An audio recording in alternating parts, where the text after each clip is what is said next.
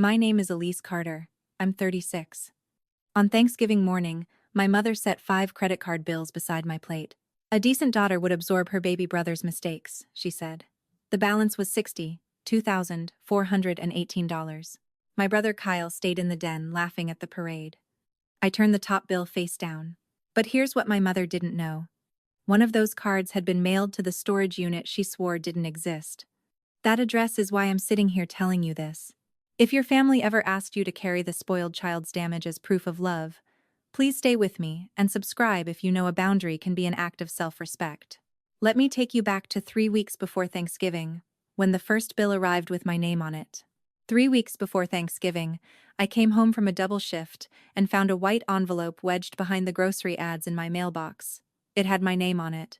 The bank name was familiar, the account was not. I stood in the little mailroom of my apartment building with my lunch bag still on my wrist. Somebody had written my middle initial wrong. That was the first thing I noticed.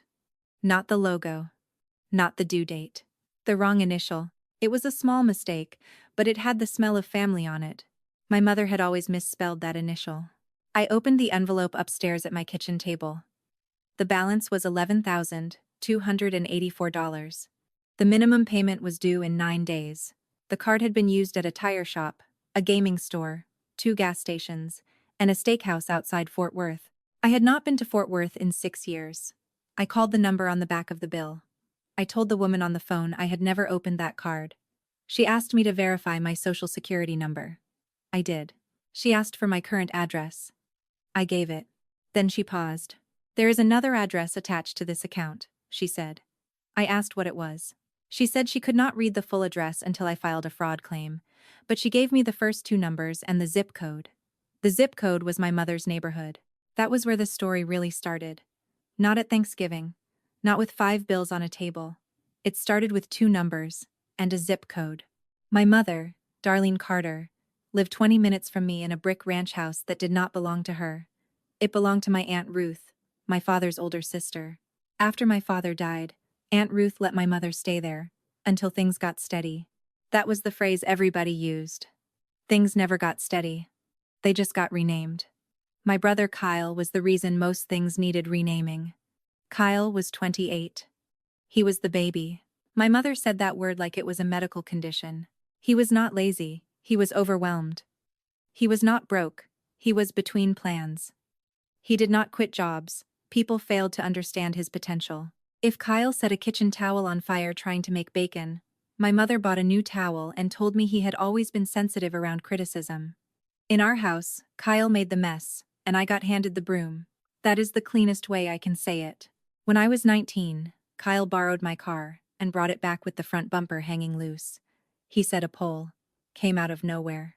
My mother told me not to make him feel worse. I paid the deductible with weekend money.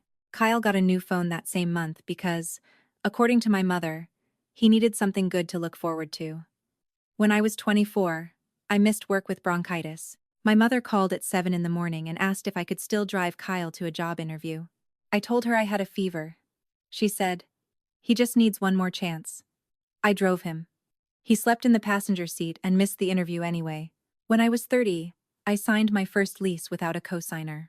My mother cried on the phone, but not because she was proud. She said it hurt her that I had become so separate. Kyle moved back into her spare bedroom the next week. She called that family staying close. My credit score was the one clean surface I had left. I guarded it the way some people guard jewelry. I paid early. I kept my limits low.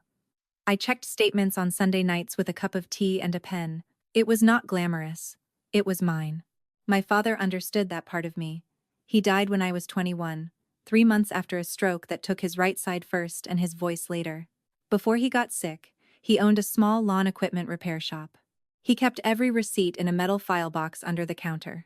He used to say, "A signature was a fence. You put it where your land ended and somebody else's began." Aunt Ruth remembered that too. She was the only person in the family who did not treat my steadiness like a spare tire. She had silver hair, square glasses, and a way of folding a napkin that made you sit up straighter. She did not raise her voice. She did not need to. When I was 22 and moving into my first apartment, she came over with a screwdriver, a bag of shelf brackets, and a small fireproof folder. Birth certificate, social security card, passport if you ever get one. Tax papers, she said, tapping each empty sleeve. You are grown. Nobody keeps these for you now. I laughed because it sounded dramatic. She did not laugh. I mean it, Elise, she said. Paper is how people open doors. Sometimes it is how they open doors they have no right to touch. That sentence stayed with me. I wish I had listened harder. After my father's funeral, my mother gathered a lot of things from our old house. She said she was putting family papers somewhere safe. I asked for mine more than once. She gave me my birth certificate, but not the old social security card, not the school medical forms, not the copy of my first state ID. She said she had misplaced the box during the move. Later, she said she had probably thrown it out. By then, I was busy staying employed, staying housed, staying useful. I let it go. That was one of my mistakes. Not a criminal mistake, a daughter mistake. The kind you make because arguing over a cardboard box feels petty until the box grows teeth. 2 days after the first bill arrived, I drove to my mother's house. It was a Saturday. Kyle's truck was in the driveway with one tire on the grass. My mother opened the door before I knocked twice, like she had been watching through the front window. "Why are you here so early?" she asked. "I need to ask you about a credit card," I said. Her face changed, but only for a second. She smoothed it fast. My mother was good at smoothing. Tablecloths, stories, men's mistakes. "What credit card?" she asked. "One in my name." She stepped back and let me in. Kyle was on the couch with a blanket over his legs. He had a controller in his hand and a fast food cup on the floor beside him. "Hey, Els," he said, without looking away from the TV. I asked him if he had used my information to open a card. He hit pause. That was his confession before his mouth caught up. My mother said, "Don't start like that." I said, "I'm asking a question." She said, "He just needs one more chance." There it was, the family hymn. Kyle rubbed his eyes with the heels of his hands. It was not supposed to get that high. I looked at him. "So you know what I'm talking about." My mother moved between us like I was the dangerous one. "Your brother has been under terrible pressure." I said, "The card is in my name." She said, "And your name is strong. That is not an insult. Some people in this family still have options." That was the first time I understood the shape of it. My stability was not something they respected. It was something they planned to spend. I left before my voice could rise. I sat in my car with both hands on the steering wheel and called the bank again. I asked what I needed to do. The woman gave me a list. Fraud claim. Written statement. Police report if I wanted one. Any proof that I had not received or used the card. Proof. That word sounded simple until it landed in a family. On Monday, the second envelope came. Same bank group. Different card. 7,903 美元. On Wednesday, a third notice arrived from a store card I had never touched. $4,612. By Friday, I had 3 envelopes stacked on my table. I took a picture of each one. I wrote down the dates. I made a folder on my laptop and named it Thanksgiving, because my mother had already called twice to remind me what I was bringing. "Green beans," she said the first time. "Rolls," she said the second time, then softer, and a better attitude. I asked if she was planning to talk to Kyle before Thanksgiving. She sighed like I had asked her to move a piano. "Your brother is embarrassed enough," I asked. "Is he paying any of it?" She said, "He does not have your kind of life, Elise." My kind of life meant rent paid by me, car insurance paid by me, and dental work delayed by me. It meant leftovers for lunch and a small emergency fund I did not touch. My kind of life was not luck. It was 1,000 small refusals. My mother heard all those no's as cruelty. That Sunday, Aunt Ruth called. She did not start with gossip. She never did. "Your mother says you are upset about money," she said. "I'm upset about fraud." There was a small silence. I heard ice knock against glass on her end. "Say that again," she said. I told her about the envelopes. I told her about the zip code. I told her Kyle had said it was not supposed to get that high. I did not tell her everything. Not yet. There is a difference between telling the truth and handing someone a lit match. Aunt Ruth asked one question. "Did your mother ever give you back all your papers?" I looked at the fireproof folder on my desk. Birth certificate, tax returns, apartment lease, passport card. The sleeves were neat. They were not complete. No, I said. Then find out where she kept the rest. The next morning, I drove past my mother's street before work. I do not know what I expected to see. Maybe Kyle's truck. Maybe nothing. What I saw was my mother's car pulling out with Kyle in the passenger seat. She turned toward the commercial strip near the highway, not toward the grocery store. I did not follow close. I am not good at drama. I am good at keeping distance and reading signs. They stopped at a storage facility behind a car wash. Blue doors. Chain link fence. A keypad by the gate. My mother leaned out of the driver's window and typed a code from memory. Kyle looked bored. I parked across the street at a pharmacy and watched them drive in. That was the moment the old cardboard box stopped being a memory. That night, Kyle texted me, "Mom says you're making this bigger than it is." I did not answer. Then another message came. I was going to fix it after the holidays. I took a screenshot. A minute later, he sent one more. "Please don't ruin Thanksgiving." That one almost made me laugh. Quietly. Not because it was funny. Because Thanksgiving had already been ruined. They were just hoping I would bring a casserole to the crime scene. 2 more bills arrived before the end of that week. One had a late fee. One had my name printed with the same wrong middle initial. The total, once I put all 5 balances into a spreadsheet, was $62,418. I stared at that number for a long time. It was too large to be a misunderstanding. It was too organized to be panic. Somebody had opened doors with my name and walked through them more than once. On Monday morning of Thanksgiving week, I did not call my mother. That was the first useful decision I made. I wanted to. I wanted to ask her what kind of mother hears the word fraud and reaches for a casserole dish. But anger would have helped her. She knew what to do with anger. She could call it disrespect. She could call it drama. She could tell Kyle I was spiraling again, even though I had never spiraled in my life. I had budgeted. There is a difference. So I made coffee, opened my laptop, and called the bank from my kitchen table. The fraud specialist was named Marcia. I wrote that down because names matter when people start pretending nobody said anything. Marcia told me the first account had a second mailing address. Once I verified my identity and opened the claim, she could read it to me. I had a pen ready. It was not my mother's street. It was the storage facility behind the car wash. The unit number was not a unit number. It was a private mailbox inside the storage office. That small detail made my stomach go cold. A storage unit could hold boxes. A mailbox could receive cards. My mother had not just kept old papers. She had built a little door with my name on it. Marcia asked if I wanted the address removed. "Not yet," I said. My voice sounded calm. My hand did not. I had to press the pen flat against the paper to stop it from shaking. "Then I'm noting that you dispute the account," Marcia said. "Do not make payments. Do not agree to a family repayment plan. Do not sign anything that says you accept responsibility." I wrote that sentence in capital letters. Do not sign anything. After we hung up, I printed the fraud forms at the public library. I filled out the first page in the parking lot. Name. Address. Last 4 digits. Statement of dispute. I kept every sentence plain. I did not write that my mother had always favored Kyle. I did not write that I was tired. I wrote, "I did not open this account. I did not receive this card. I did not authorize these charges." Plain words are harder to twist. That afternoon, I drove back to the storage facility.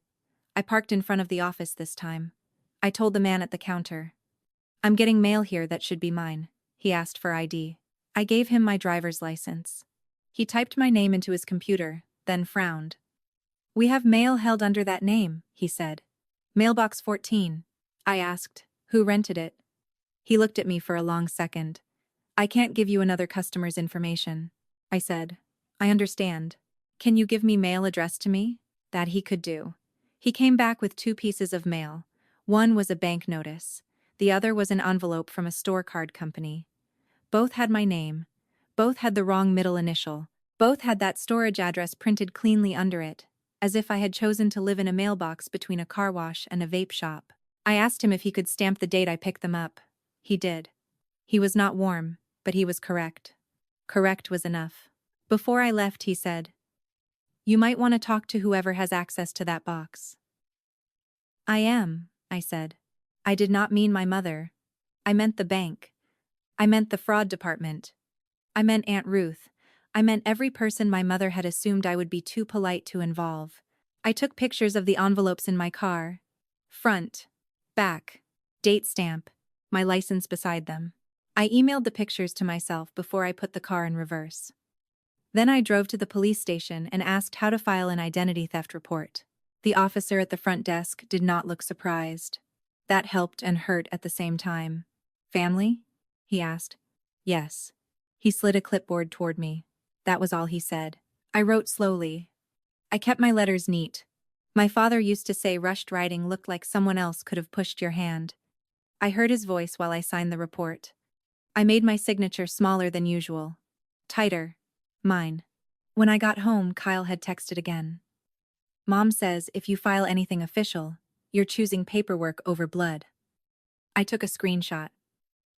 Then he sent a picture of my mother's dining room table. The good plates were out. The orange napkins were folded into little fans. In the center of the table was the ceramic turkey my father bought as a joke when I was 10. Kyle had captioned the picture, "Don't ruin this." That was new. Not guilt in private. Stage setting. My mother was building Thanksgiving before I arrived. She wanted the table to look like family, so I would look cruel for telling the truth at it. I sent Kyle one message. "I'm not discussing this by text." He sent back 3 dots. Then nothing. The next day, my mother called. I could hear grocery carts squeaking behind her. "I need you to bring rolls too," she said. "I'm already bringing green beans. It would not kill you to help." There it was, wearing an apron. I said, "I need you to tell Kyle to call the bank." She lowered her voice. "We are not doing this in public. You called me." I called about rolls. "No. You called to see if I would still behave." The line went quiet. Then my mother came back softer. Soft was always more dangerous with her. "Elise, your brother is scared." "He should be. He just needs one more chance." I looked at the stamped envelopes on my table. I looked at the police report number. The phrase did not land the way it used to. It sounded smaller now, worn out. "He has had my name for long enough," I said. She inhaled sharply. "Do not talk about your brother like he stole something off a porch. He stole my name." She hung up. That evening, Aunt Ruth came to my apartment. She did not call it a visit. She called it dropping by, which in Ruth language meant she had already made a decision and wanted to inspect the ground under it. She brought soup in a glass jar and a folder under her arm. "You look thin," she said. "I'm the same size." "You look tired then. Take the soup." I took it. She sat at my kitchen table without asking. That was Ruth. She had earned the right in small payments over many years. She looked at the 5 envelopes, the printed screenshots, and the police report receipt. She did not touch anything until I nodded. Then she put on her glasses. For 10 minutes, the only sounds were paper sliding and the refrigerator clicking on. "This storage address," she said. "This is where your mother keeps the Christmas bins?" "I think so." "And the old papers?" "I think so." She tapped the table once, not hard. "The house is still in my name," she said. "I know." "No," she said. "I mean your mother seems to have forgotten." That was the first time I saw the thing my mother could lose. Not money she had stolen, not a plan she hoped would work, something she already had. A roof. A story. A place where she could present herself as the mother holding everything together. Aunt Ruth did not threaten. She did not need to. "When your father died," she said, "I let Darlene stay there because I thought grief had made her careless. I did not agree to let my house become a place where she could hide damage done to you." I looked down at my hands. Ruth picked up the police report receipt and set it apart from the other papers. "Do you want me at Thanksgiving?" she asked. That question opened a small room in me. "Yes," I said. "Then I'll be there." She did not ask to speak for me. She did not ask me to calm down. She did not ask whether I was sure. She asked where to stand. It had been a long time since anyone in my family had asked me that. Before she left, she pulled one sheet from her folder. It was a copy of the simple agreement she had written when my mother moved into the house. Nothing fancy. No legal fog. Just 2 pages. My mother could stay as long as she paid utilities, kept insurance current, and did not use the property for unlawful activity or financial harm to family members. I read that last line twice. Ruth saw me reading it. I wrote that because your father worried about Kyle even then, she said. That was not a twist. It was worse. It was history with a date on it. My father had seen the shape of my brother before any of us knew what to call it. Ruth folded the agreement and put it back in her folder. This is not for you to swing around, she said. This is for me to handle if I have to. I said, I understand. She said, I hope I do not have to.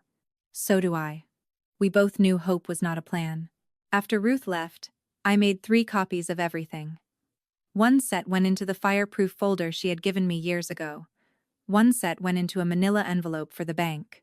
One set went into a plain brown envelope that I slid into my work tote for Thanksgiving. I did not label it. I knew what it was. On Wednesday morning, the day before Thanksgiving, my mother sent a group text to me, Kyle, Aunt Ruth, and 2 cousins. Family meeting after dinner tomorrow. We are going to settle Elise's little credit situation with love and maturity. My little credit situation. I stared at those words in the break room at work. Someone had left half a donut in a box on the counter. The frosting had cracked down the middle.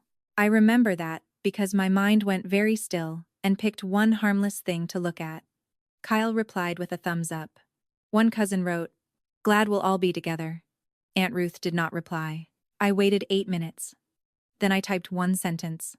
I'll bring the paperwork. My mother responded almost immediately. No need. I already wrote something fair. That was the moment I knew what Thanksgiving was going to be. She did not want a conversation. She wanted my signature. She wanted me in a room full of relatives, with turkey cooling on plates, while she made refusal look like betrayal. That night I called Marcia at the bank one more time. I asked a simple question. If someone puts a repayment agreement in front of me for these accounts, should I sign it? No, she said. No pause. No, maybe. Even if it says family repayment plan? Especially then. I wrote that down too. Then I packed the brown envelope in my tote. I set the green beans in the refrigerator. I put the rolls by the door. I laid my black pen on top of the envelope, not because I planned to sign anything, but because I wanted to remember my father's fence. A signature belongs to the person holding the pen. By Thanksgiving morning, my mother thought she had the table, the relatives, the baby brother, and the story. She did not know I had the address. She did not know Ruth had the house. And she did not know that Kyle, trying to scare me into silence, had already given me the picture of the table where she planned to do it. Thanksgiving morning started with rolls by my door. That is the part I remember first. Not the anger, not the fear, the rolls. They were in a plastic bag from the grocery store, sitting on top of my work tote like a normal thing in a normal family. Under the tote flap was the brown envelope with the stamped mail, the screenshots, the police report receipt, and the banknotes. Food on top, evidence underneath. That felt about right. My mother called at 8:12. Are you bringing everything? She asked. Yes. The green beans too? Yes. And the rolls? Yes, Mom. She waited. My mother always left a little gap after she had received the answer. It was where she expected you to offer more. I did not. Well, she said.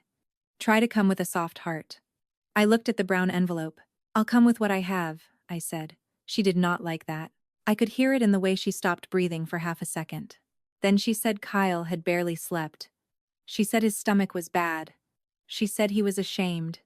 She listed his symptoms the way other mothers list accomplishments. He just needs one more chance, she said. I put my keys in my pocket.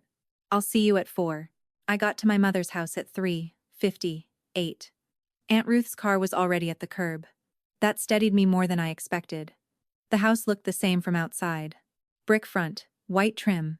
Dead mums in the porch pots because my mother never threw away anything that still looked respectable from the road. Kyle opened the door. He had shaved. That was new. He wore a button-down shirt I had bought him 2 Christmases earlier, back when I was still mistaking help for hope. He glanced at my tote before he looked at my face. Hey, he said. Hi, Kyle. He stepped aside, but not all the way. Mom wants today to be calm, then she should stop creating emergencies. His mouth tightened. For 1 second I saw the boy who used to break things and look toward the hallway before the pieces hit the floor. He was still doing that. waiting for my mother to come make gravity someone else's fault. She did. "Elise," my mother said from the kitchen, "don't start at the door." I walked in with the rolls. The table was already set, 12 places, good plates, orange napkins folded into fans. The ceramic turkey sat in the center, exactly where Kyle's picture had shown it. At my place, there was no plate yet. Just a neat stack of white envelopes and a blue folder. My mother saw me see it. "We will eat first," she said. Aunt Ruth came out of the dining room with a glass of water in her hand. She looked at the envelopes, then at me. She did not speak. She gave one small nod. Not permission. Not pity. Position. I put the rolls on the counter. Dinner moved like a play where everyone had missed rehearsal. My cousins talked about gas prices. Kyle talked too loudly about a job lead at a dealership. My mother kept touching his shoulder every time he said something halfway responsible. She did not touch me once. At 5:36, she cleared her throat. "Before dessert," she said, "we need to handle something as a family." There it was, the clock striking. She picked up the blue folder from my place and carried it to the head of the table. She did not ask if I wanted this discussed there. She did not ask if I wanted the cousins present. She had chosen the room, the witnesses, and the napkin color. My mother loved control when she could call it hosting. She opened the folder and slid one page toward me. It was titled Family Repayment Agreement. My full name was typed at the top. Kyle's name was not. The 5 account balances were listed in a column. The total was $62,418. Under that, in my mother's careful wording, was a sentence saying I accepted responsibility for the accounts and agreed to let the family assist where possible. Assist where possible. That phrase sat there like a smile with teeth. I also saw a clear plastic sleeve tucked behind the agreement. I could not see what was in it yet. I only saw my mother's thumb holding that part down. She had brought more than a signature page. She had brought what she thought would make me look like someone who had once trusted her with my papers. I read the agreement once. I did not pick up the pen beside it. My mother folded her hands. "This lets us move forward." Kyle stared at his plate. "Who wrote it?" I asked. "I did," my mother said. "It is fair." "To whom?" Her eyes sharpened. "A decent daughter would absorb her baby brother's mistakes." No one spoke. I looked down at the pen. Black ink. Cheap plastic. The kind that comes in a pack of 10. And disappears into junk drawers. It was not my pen. That mattered to me more than I can explain. I slid it back across the table. "I'm not signing that." For one quiet second, the room changed. Not loudly. Not enough for anyone to claim a scene had happened. But it changed. Kyle stopped tapping his fork. My cousin Beth looked at the paper instead of at my mother. Aunt Ruth took one slow sip of water and set the glass down exactly where it had been. That was the first small reward of the day. I did not sign. The roof did not cave in. If you have ever been handed a paper that turned someone else's damage into your duty, write, "Not my debt," in the comments. Someone reading it may need those words before they find their own pen. My mother recovered first. "You are humiliating him," she said. "No," I said. "I am refusing to become him." Kyle pushed his chair back. "That's not fair." I turned to him. "Neither is my name on 5 accounts." He looked at my mother. Not at me. Always the hallway. Always waiting. My mother placed her palm flat on the agreement. "Elise, you have stable income. You have no children. You have always been better with paperwork. Kyle cannot carry this right now." There it was. The whole family math. My life counted less because I had kept it from collapsing. I asked one question. "Did you know the cards were being mailed somewhere other than my apartment?" My mother's face did not move. Kyle's did. His eyes flicked toward her so fast most people would have missed it. I did not. I had spent years watching that exact movement. The look of a grown man checking whether his mother had already built the lie. "I don't know what you mean," my mother said. Aunt Ruth looked down at her glass. I let the silence sit. My mother hated silence more than accusation. Silence gave other people time to think. She picked up the agreement and tapped the bottom line. "This is not a courtroom. This is Thanksgiving. That's why you chose it." My cousin Beth whispered my name, like a warning. I did not blame her. In my family, saying the obvious out loud had always been treated like knocking over furniture. My mother's mouth thinned. You will not turn my table into an attack on your brother. You put the bills at my place. I put a solution at your place. You put a trap at my place. That landed. Kyle stood. His chair scraped the floor. I told you she'd do this. My mother reached for his wrist. Not to stop him. To soothe him. That was the image that nearly broke me. Not the paper. Not the total. My mother comforting the man whose charges were in my name, because I would not help her make them mine for real. I breathed in once. Marcia's voice came back to me. Do not sign anything. Especially then. My father's voice came with it. A signature was offense. I put my own black pen on the table. The one I had brought. Then I set my hand flat beside it. I came prepared to talk about facts, I said. If we are doing this here, we are doing all of it here. My mother gave a short laugh. Too sharp to be real. All of what? I looked at Kyle, then at my mother. Then at the blue folder she had thought would finish me. The address, I said. Kyle sat back down. My mother blinked once. Aunt Ruth did not move. The room had been warm all evening. Turkey, coffee. Too many people in one house. But right then, the air felt thin. My mother tried one last door. Elise, she said softly. Think very carefully about what you are about to do to this family. I picked up my brown envelope. I have been thinking carefully for 3 weeks. Then I opened it. I opened the brown envelope slowly. Not because I wanted drama. Because my hands needed something steady to do. The first thing I took out was not the police report. It was not the banknotes. It was the envelope from the storage facility, the one with my name printed across the front and the wrong middle initial sitting there like a fingerprint. I placed it beside my mother's family repayment agreement. 2 papers. Same name. Same wrong letter. My mother looked at the envelope, then at Kyle. Kyle's face lost color in patches. His ears went red first. That had happened when he was little and lied about breaking the back window with a baseball. I remembered it because my mother had blamed the neighbor's kid until my father found the ball in Kyle's closet. I turned the envelope so the whole table could read it. This came from mailbox 14, I said. At the storage facility behind the car wash. My cousin Beth covered her mouth with 2 fingers. Kyle's fork slid off his plate and hit the rug. Aunt Ruth did not move. She watched my mother. I asked Kyle one question. What is mailbox 14? He opened his mouth. Nothing came out. That was the first answer. My mother lifted her chin. This is ridiculous. I set down the second envelope, then the screenshot of Kyle's text. I did not read it with feeling. I read it like a receipt. I was going to fix it after the holidays. That came from Kyle's phone on Friday. Kyle stared at the table. My mother reached for the screenshot. I moved it back 2 inches. Not fast. Not angry. Just enough. Don't touch it, I said. Her hand stopped in the air. That was when Aunt Ruth put her glass down. The sound was small. Everyone heard it. My mother looked at her. Ruth, please don't encourage this. Aunt Ruth said. Darlene, answer her. My mother's mouth tightened. Answer what? I kept my voice level. Why were credit cards in my name being mailed to a box connected to you and Kyle? She laughed once. It was too sharp. Connected to me? Elise, I have kept family papers for years. That does not mean I did anything wrong. There it was. Not the whole truth. Enough of it. Aunt Ruth blinked slowly. Beth whispered. Family papers? My mother heard it. She looked around and realized, too late, that she had opened the wrong door. I reached into my tote and pulled out the fireproof folder Aunt Ruth had given me years earlier. I opened it on the table. The sleeves were labeled in Ruth's neat block letters. Birth certificate, tax returns, lease, medical card, social security card, first state ID. 2 sleeves were empty.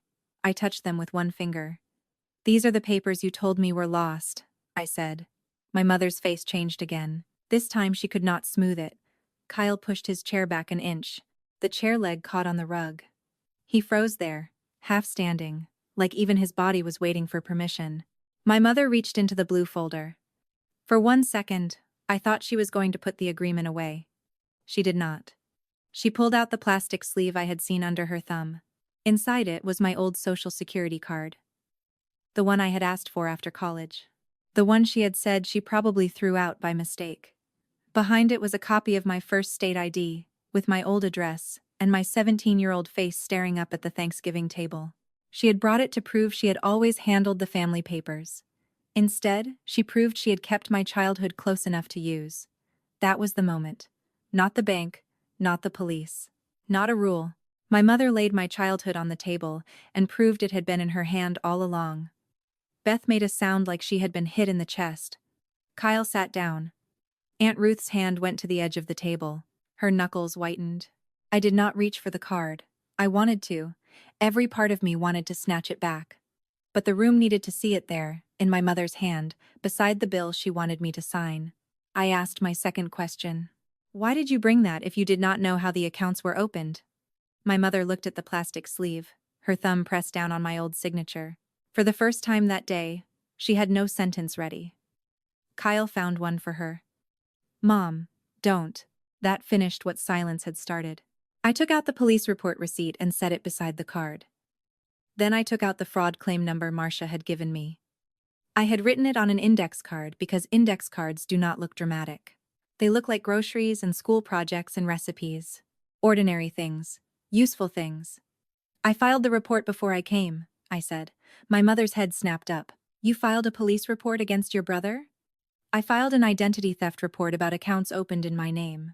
That is the same thing. No, I said. It is the true thing. Aunt Ruth stood then. She did not raise her voice. She did not need the room. She already had it. Darlene, she said. The house is in my name. My mother turned toward her, as if Ruth had slapped her. Ruth continued. When I let you stay there, you agreed not to use that property for financial harm to this family. I did not use your house. You used a storage account while living under my roof. You kept Elise's papers after telling her they were gone. You brought those papers here today to make her sign for debt that is not hers. My mother's lips parted. She looked smaller without a story around her. Ruth opened the folder she had carried in. She took out the 2-page house agreement and placed it on the table. She did not slide it. She placed it. You have 30 days, she said. Kyle said, Aunt Ruth, come on. Ruth looked at him. No. One word. Clean as a cut edge. My mother's hand moved to the agreement. Her fingers landed on the page, then curled back. She had spent the whole day trying to make me afraid of paper. Now paper was sitting in front of her. I took out my phone. I am calling the bank now, I said. No one stopped me. Marcia answered on the third ring. I gave my claim number. I put the phone on speaker and set it beside the plastic sleeve with my old card. I did not tell Marcia my family history. I did not tell her what kind of mother Darlene Carter had been.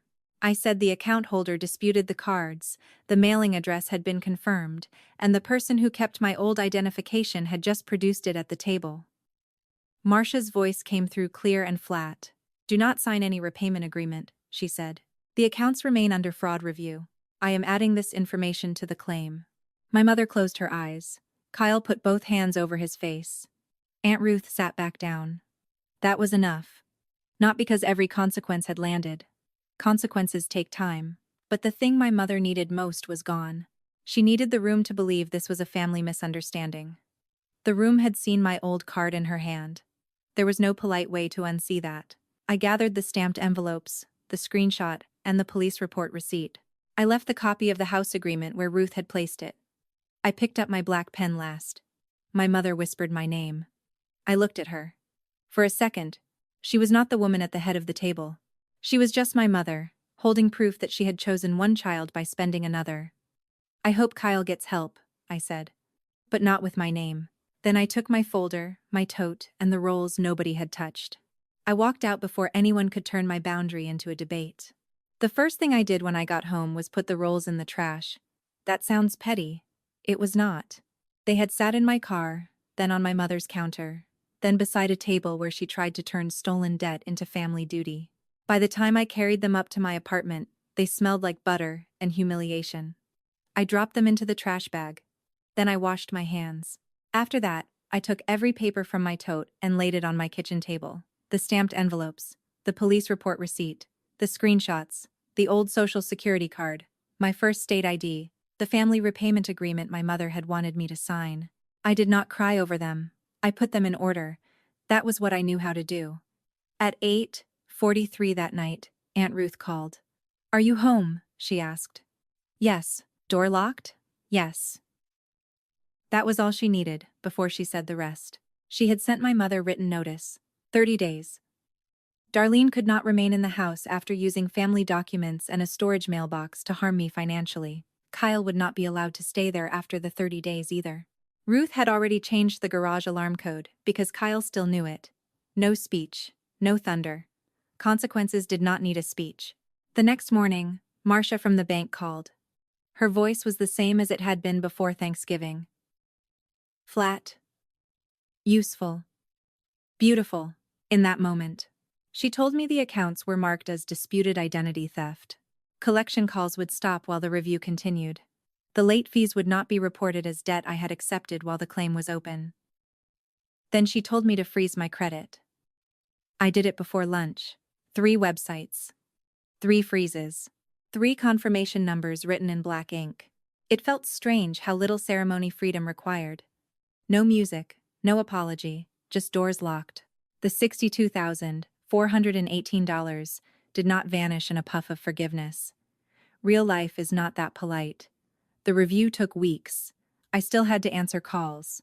I still had to mail copies. I still had to explain, more than once, that the person who kept my old card was my mother. Every time I said that sentence, something in me got quieter. Not better. Quieter. By the second week of December, my apartment lease came up for renewal. I had been afraid of that letter for days. I opened it, standing by the sink. The landlord had included a note saying my payment history was strong and the renewal could proceed with the fraud notation attached. I read that sentence twice. Then I sat on the kitchen floor. That was where $62,418 became real in the other direction. It was not only a number that could crush me. It was a number I had refused to carry, until it turned back toward the people who made it. At my mother's house, the number became boxes. Aunt Ruth told me because I did not ask. Darlene sold her car first. The silver one she always said she needed because Kyle had interviews all over town. Then the dining room set went to a consignment store. The same table where she had pushed the agreement toward me was carried out by 2 men in work gloves. Kyle watched from the porch and smoked a cigarette, like a man waiting for someone else to solve weather. By New Year's, my mother and Kyle had moved into a weekly rental near the highway. I did not celebrate that. I mean that. I did not pour wine. I did not smile at the thought of her packing. I knew what it felt like to stand in a room and realize the roof over you could be taken away by someone else's decision. The difference was simple. She had made the decision that took hers. Kyle called me twice after that. I did not answer. Then he texted, "Can you just talk to Mom? She's falling apart." I looked at the message for a long time. Then I blocked his number. It was not dramatic. There was no speech. My thumb moved once. A small gray button changed the shape of my life. My mother waited longer. She called on a Sunday evening in January. I knew it was her, because Aunt Ruth had warned me she might try. I let it ring once. Then I answered. "Elise," she said. Her voice sounded older. "Yes. I made mistakes." I looked at the fireproof folder on my table. "Yes," I said. She waited for me to help her. That old gap again. The place where I was supposed to step in and carry the hard part. I did not. "I was scared for Kyle," she said. "I know. He was drowning. You handed him my name like a life jacket." She started to cry then. Small, breathy sounds. I felt them. I did. I am not made of stone. I am made of years, and years remember. "I am your mother," she said. "I know that too. I don't know how to fix this. You don't fix this by asking me to come back to the role that made it possible." She went quiet. That was the closest thing to an apology I ever got. Not because she said the right words. She did not. But because for once, she had no way to make me finish the sentence for her. I told her I hoped she got help. I told her I would not discuss money, credit, Kyle, or family meetings with her again. If she needed to send information about the investigation, she could email it. If she wanted a relationship someday, it would have to start with truth and stay there. She said, "That sounds cold." I said, "It is clear. Those are different things." After we hung up, I made soup in the little pot Aunt Ruth had brought me years before. Chicken, carrots, celery, too much pepper. I ate it at my own table. No folded napkins, no ceramic turkey, no envelopes beside my plate. The quiet did not feel empty. It felt locked. Aunt Ruth came by the next Saturday. She brought a small box wrapped in brown paper. Inside was my father's pen. Not an expensive one. Black barrel. Silver clip. A little scratch near the tip from where he used to tap it against the counter at his repair shop. "He would want you to have it," Ruth said. I held it for a while. Then I used it to sign my lease renewal. Slowly. Clearly. My name. In my hand. That was the warmest moment in the whole aftermath. Not because everything was healed. It was not. But because something had been returned to the right place without anyone asking me to bleed for it. I keep that pen in the fireproof folder now. Beside my birth certificate. Beside the old Social Security card I should have had years ago. Beside the printed credit freeze confirmations. It is not a shrine. It is a fence. A good one. My mother did not become a villain in a cape. Kyle did not become a lesson in a book. They remained people. Messy people. Related people. People I can hope will get better from a distance that does not let them reach my wallet, my signature, or my name. That distance is my boundary. And my boundary is not revenge. It is the door lock I should have had sooner. Family is not the person who knows your social security number. Family is the person who would rather lose access to you than use access against you. Family is the aunt who asks where to stand. It is the father whose old sentence still protects your hand. It is the quiet table where nobody puts a bill beside your plate and calls it love. That is family. That's my story. 5 credit card bills. $62,418. 1 storage mailbox. 1 old Social Security card. 1 black pen.